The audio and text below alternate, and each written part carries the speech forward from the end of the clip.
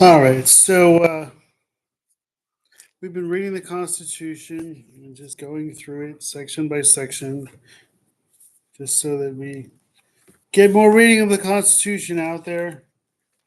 And we were up to Article 1, Section 2. So, Article 1, Section 2. The House of Representatives shall be comprised of members chosen every second year by the people of the several states, and the election in each state shall have the qualifications. Oh, I need to get something to read with. Sorry, I'm having a hard time reading. Give me one second.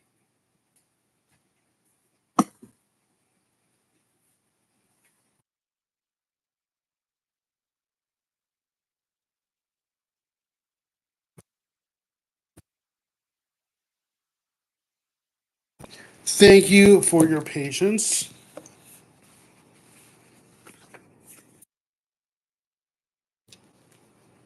So, the House of Representatives shall be comprised of members chosen every second year by the people of the several states, and the electors in each state shall have the qualifications requisite for electors of the most numerous branch of the state legislature. No person shall be a representative who shall not have attained the age of 25 years and been 7 years a citizen of the United States, and who shall not, when elected, be an inhabitant of that state in which he, he shall be chosen.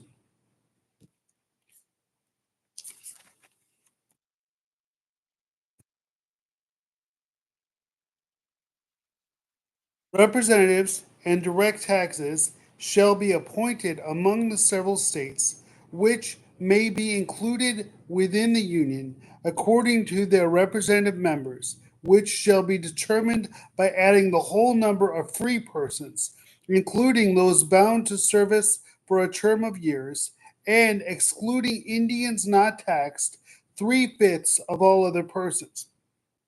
The actual enumeration shall be made within 3 years after the first meeting of the Congress of the United States, and within each subsequent term of 10 years, in such manner as they shall by law direct.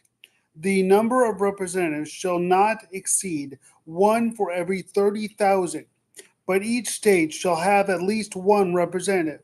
And until such enumeration shall be made, the state of New Hampshire shall be entitled to choose three, Massachusetts eight, Rhode Island and Providence Plantation one, Connecticut five, New York six, New Jersey four, Pennsylvania eight, Delaware one, Maryland six, Virginia 10, North Carolina 5, South Carolina 5, and Georgia 3.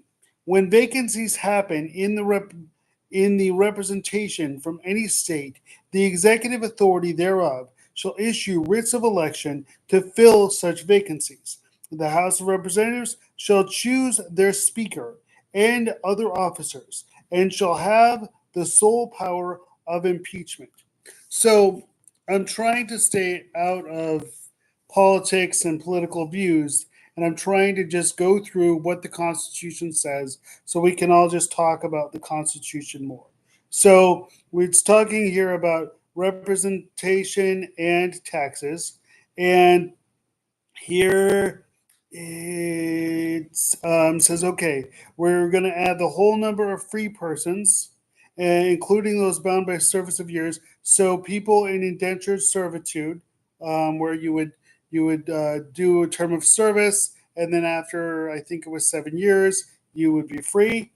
And excluding Indians, so excluding Native Americans, those aren't included, and three-fifths of all other persons. So that's the part where it's three-fifths of African Americans counted for three-fifths. And so with the Constitution, we never delete anything, we only add.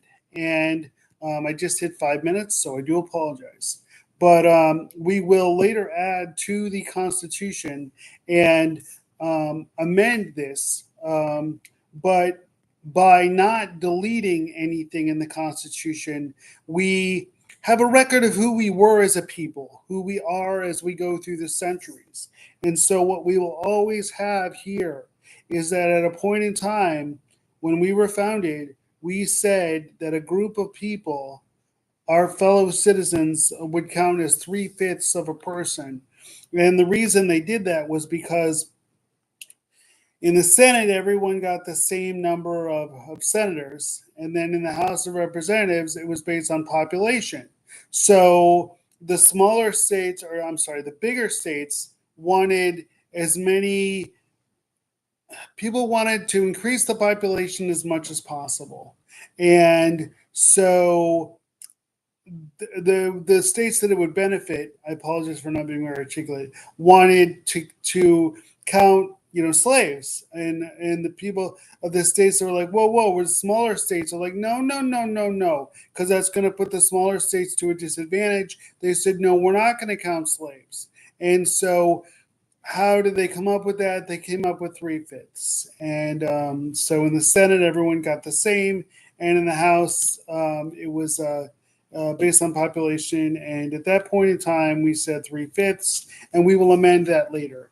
And I'm not in any way saying that this is good, but what I think is good is that we don't delete. We simply say we add to it later. We say, hey, we're gonna knock this out. We're gonna delete this. We're not gonna delete. I'm sorry, but we're gonna overwrite this. And so we will always have a record of all of the things of who we are through the centuries and who we are as a people.